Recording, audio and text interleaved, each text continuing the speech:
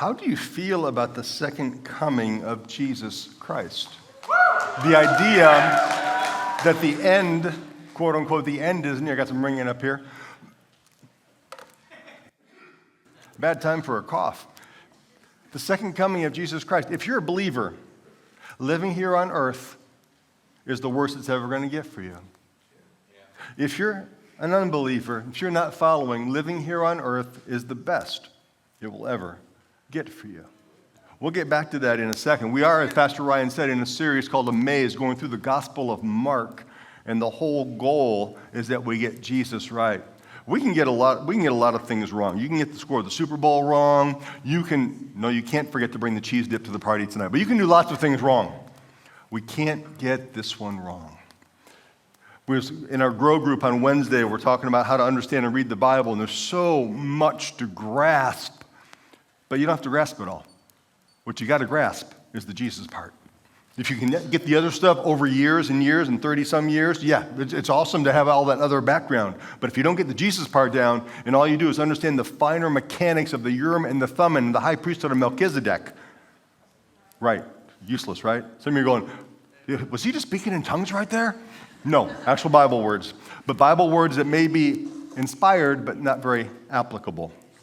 So last week's message is available online. You can catch up with those. But the context we've got today is pretty unique. It's the last week of Jesus' life. He's in Jerusalem. He's there to celebrate Passover. He just had his last confrontation with the religious leaders, and he was actually a little bit picking a fight there.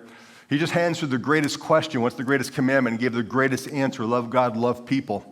And then no one dared ask him any more questions. They're leaving Jerusalem one night, because they're in Jerusalem every single day, and they go back to Bethany or Bethpage every night. And as they're leaving, the disciples go, man, look at the amazing buildings, Jesus. And then Jesus says, hey, pretty soon they're all going to fall down. Not one stone will be left on top of the other. And when they get to the Mount of Olives, they call it a mount. I've been on it. We'd call it a really large hill, but they call it a mountain. When they got to the Mount of Olives, they go, hey, those buildings coming down. When's that going to happen? And then Jesus goes on a long lecture, actually. It's called the Olivet Discourse, is how it's rephrased to. Now, we know that Mark was the first gospel written. The Apostle Peter's, it's his story. Mark is writing it down. Mark is the first gospel written. So if Mark is the first gospel written, the others, Matthew and Luke, used Mark as a source. And so if you look at Mark 13, and we're going to go through the entirety of Mark 13 today. The reason no one's reading the scriptures today is it would take 7 minutes to read. But I'm going to preach to you from the Gospel of Matthew because I already did all the hard work and hard lifting 5 years ago for a message on this. And so it's no trouble for me and a safeguard for you to revisit it. If you were here when you heard that message 5 years ago, I'd love for you to tell me how much of it you remember. Right. Because right after this, so we're going to come from Matthew 24 because it's pretty much the exact same. Matthew copies from Mark. It's cut and paste. After this passage, it's Last Supper, arrest, trial, crucifixion. This is his last teaching to his disciples before the Last Supper. And it's a double meaning passage. Part of the meaning for the passage is the fall of Jerusalem in AD 70, historical fact. But there's also passages that point to the end. This is a thick message. It's going to move quickly. I'm going to try not to talk fast, but it's going to move quickly. I encourage you to follow along in your notes. It's also going to help you follow what we're talking about. Signs of the end, signs that point to the end, signs that precede the end, signs that accompany the end. Let's go. Signs that point to the end. Pardon me, my voice was just fine saying hi to people, and now it's stuck. Signs that point to the end. So Jesus answered their question, when's this going to happen? Watch out that no one deceives you. As your pastor, that's the key point of the entire passage today, that you won't be deceived. For many will come in my name claiming, I'm the Christ, and will deceive many. How many people are going to be deceived? Many. You will hear of wars and rumors of wars, but see to it that you are not alarmed. What shall we not be? Don't be alarmed. There's people out there that want to get you alarmed. Don't be alarmed, he said. Such things must happen, but the end is still to come. It's not the end is still to come. Nation will rise against nation, kingdom against kingdom. There will be famines and earthquakes in various places. All these are the beginning of, say those last two words with me, all these are the beginning of birth pains. How many of you men in this room have given birth? But women have, right? Birth pains. Birth pains aren't the birth. But they're a knock on the door, aren't they? Jesus is warning about these signs, and his warning to us is simple. Don't be deceived. Don't be deceived. He gives no timetable. He mentions that signs will occur. These are signs that point to the end. Number one, false Christs. False Christ. Every generation, false messiahs. Every generation. You want to hunt them down, you can find them. You can find them. There's someone in the 70s and 80s. It was Reverend Sung Young Moon. You may know him as the Moonies. Literally, he called himself Lord of the Second Advent. Literally. There'll be false Christs. There'll be world violence. Every generation there's been wars and rumors of wars. Are there more now, or do we just know about them more? Possibly. What should happen because of these? Don't be alarmed. Same warning. Don't be alarmed. The end is coming. This isn't it. These are birth pains. But what about that war we just had in Israel? Maybe. But they also thought that in 2014, 2012, 2009, 2006, 1987, 85, 82, 71, 73, 67, 56, 50s, and 47, 49. All since 70 years ago. Someone's going to try and rile you up, though, and say, this is it! Might be. But even if it is, it's just the birth pain. It's just the birth pain. What else is going to happen? Natural disasters. Yeah, but they're happening so much more frequently. Maybe. Or maybe we just know about them. We don't know. In either case, it's a sign pointing to the end. And it will be increased more in the actual end. Repeat. These are signs that point to the end. Hey, there's the end. The end's coming. And what's happening now will be increased in the actual end. False Christs now will lead to an antichrist. Much larger, much major. False signs now that fool some people will be false signs that will fool many in the actual end. Wars and rumors of wars that point to the end will lead to a larger war in the actual end, Armageddon. Disastrous famine, a little bit now, leading to larger. So what do we do with this? Watch yourself. Don't watch for signs. Watch yourself. Don't watch for signs. Deception is expected. I'm not sure if they're telling me the truth. Jesus said people are going to try and deceive us. It's going to happen. You're not only going to hear factual information. Deception is expected. If you can be deceived, opportunity will be there for you to be deceived. So watch for signs? No. Watch yourself and be ready. If you watch for signs, you'll wait to get ready. Right? Isn't that how you get ready to go somewhere? No, I still got time. I know what it's going to be. I still got time. We don't know when it's going to be. Don't watch for signs and get ready. Watch yourself. Be ready. Signs that point to the end. Signs that precede the end. It's not birth pains anymore. Mom's water broke, and the father's looking for the backpack, right? If it's a movie, the previews are over. It's time to turn your stupid phone off. And we're in Matthew 24. Continuing the same passage. Then you'll be handed over to be persecuted and put to death. Words of Jesus, not very fuzzy, not very warm. You'll be hated by all nations because of me. These are signs that precede the end. At that time, many will turn away from the faith and will betray and hate each other. That's in the church. That's among believers and former believers. And many false prophets will appear and deceive many people. Will there be false prophets? Yep. Will people be deceived? Yep. So watch yourself. Don't watch for signs. You can find, I'm sure, a YouTube preacher, a TV preacher that's going to tell you all the signs that are happening right now and whatever happened in the past week of life. Because of the increase of wickedness, the love of most will grow cold, but he who stands firm to the end will be saved. Not he who sees the most signs or who gets the most signs right, but he who stands firm to the end. What are these signs that precede the end? First one's persecution. Persecution comes from outside the church. Elsewhere in the world, it's happening all over, especially in countries ruled by either atheistic regimes or Islamic governments. In America, I'm on a level with you, we don't have persecution. When your comfort is threatened due to your faith, that's not persecution.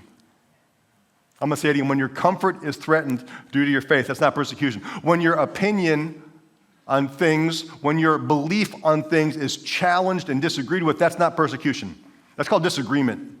Disagreement is going to happen no matter where you are. When your life is threatened because of your faith, now we're getting close. And if your faith isn't worth dying for, and this is where you need to figure out if you're a follower or you're just along for the ride.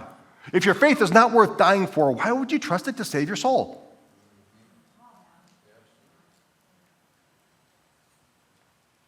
Do you trust your faith? Don't answer. It's rhetorical. Do you trust your faith to save your soul?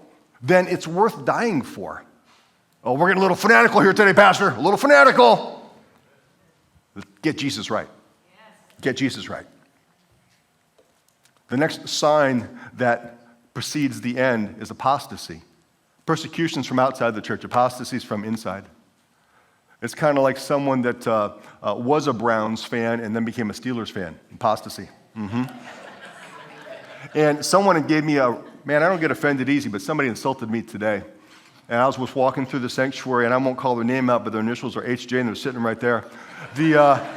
And they said, "Hey, Pastor, your Steelers colors look good today."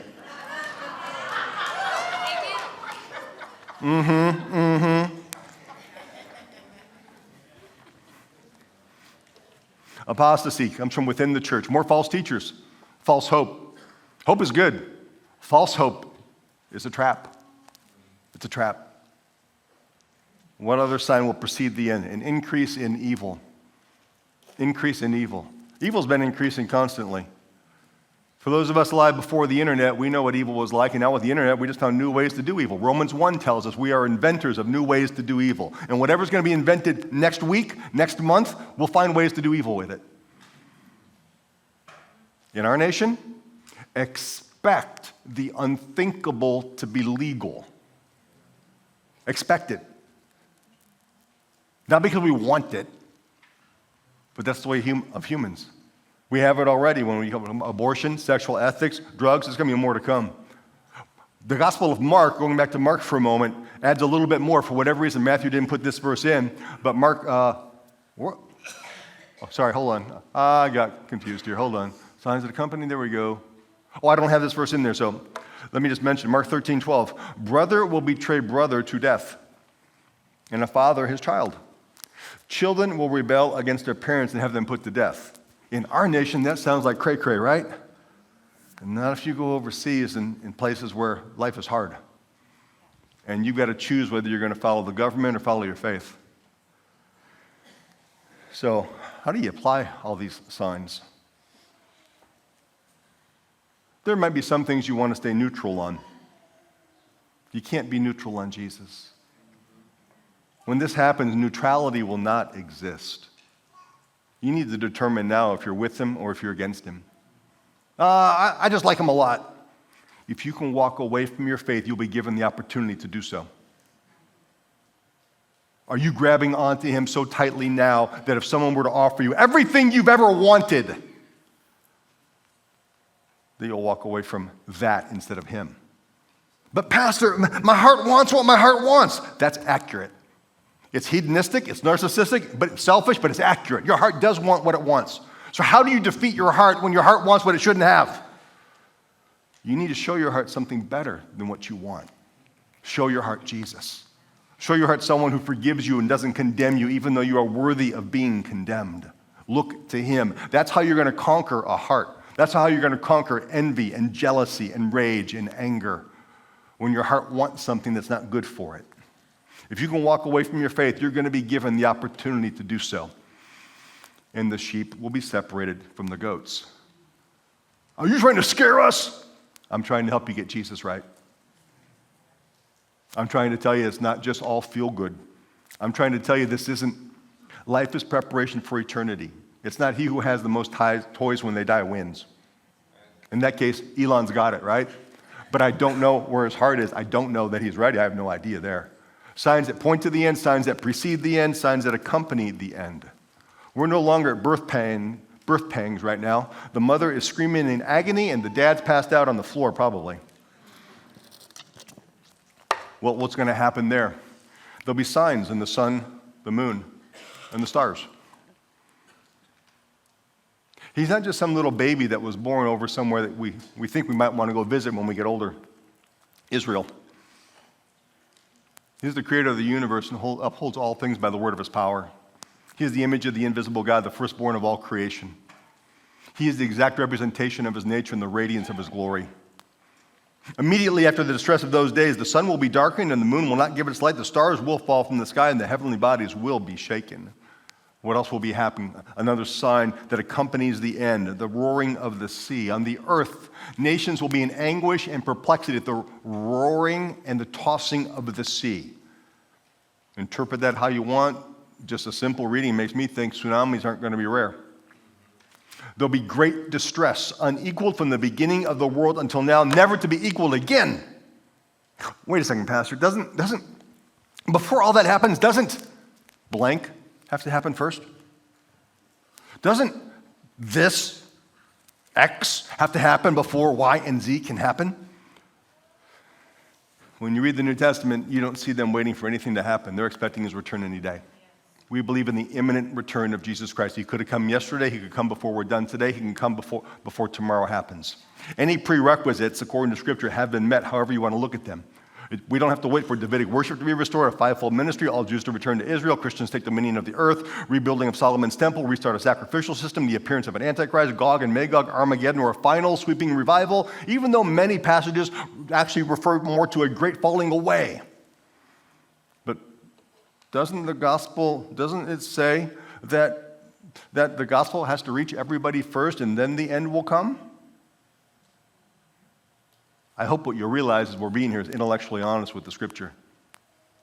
It does say that, doesn't it? If we read it for how it says it there, that means he can't come today, he can't come tomorrow, he can't come next year, this decade, or probably our lifetimes, because there's someone that hasn't heard. Jesus' return accompanies the end. It's not the end. I'm going to say it again. His return accompanies the end. It's part of what happens during the end. It's not the final curtain falling down. Before the Apostle Paul's death, the early church had already reached all the world Jesus is talking about in that passage on the screen. They'd already reached everyone. The word had already gotten to everyone that they constantly could have been referring to when they said the whole world. The key point is the idea that, no, he can't come today because this has to happen, this has to happen, this has to happen. No one in the New Testament first century church felt that way. None of them thought, we're good. We still got to wait for this to happen, and this to happen, and this to happen. And then some sheep has to come out looking red or white or something like that. And then when that happens, they'll put it on CBN. Then we'll know it's time. Nothing like that. It was watch out, be ready. You don't know when he's coming. Whether you want to go thief in the night mentality with it, you want to go two in the field, one was taken and the other left behind, however you want to look at it, it was be ready now. We don't become involved in kingdom builders and giving to things like Operation Uplift so Jesus can return. We do it because he is returning. Yes. So shifting now, but continuing in the same passage, markers of his coming. It will be sudden, not prolonged. The lead up to the Super Bowl, that's prolonged. I'm sick of hearing about it. I don't know about you. Jesus continues in Matthew 24. So if anyone tells you, there he is out in the desert, do not go out. Or here he is in the inner rooms, do not believe it. For as lightning comes from the east and is visible even to the west. Those of you looking at your phones, I woke you up. Put the phone down. So will be the coming of the Son of Man. His coming will be sudden. But the world is progressing to perfection. Christian apocalyptic literature says there's no such hope of that. And it's not even of a gradual decay. It tells of a sudden, violent, and imposed from without, not from within. Like a play. I sent something out about a C.S. Lewis play going on in Columbus. We've got 30 people going to the theater. Start practicing your fake British accent now. We're going to the theater. And when will the play end? Whenever the director says it will end. That's when the play will end. The curtain will come down, and the play will be over. It will be the same way for our world. It will end when the director says it will end. We do not and we cannot know when it will end, whenever the director of the play decides. It will be sudden, it will be violent, and it will be imposed from without. Not only will it be sudden and not prolonged, it will be visible and not hidden. It'll be visible. It won't be some secret thing. Oh, he already came back. You didn't know. You have to be in on the secret knowledge to know. If you'd been using this software, you would have known that. Oh, all you iPhone users are left out. It's only on Androids. At that time, the Son of Man will appear in the sky, and all the nations of the earth will mourn. They will see the Son of Man coming on the clouds of the sky with power and great glory, and he will send forth his angels with a loud trumpet call. It will be volume, not whispered. And they will gather his elect from the four winds, from one end of the heavens to the other. The Son of Man will appear not hidden, unmistakable, not secretive. It will happen on an ordinary day. Not a unique day, not a peculiar day, not an abnormal day.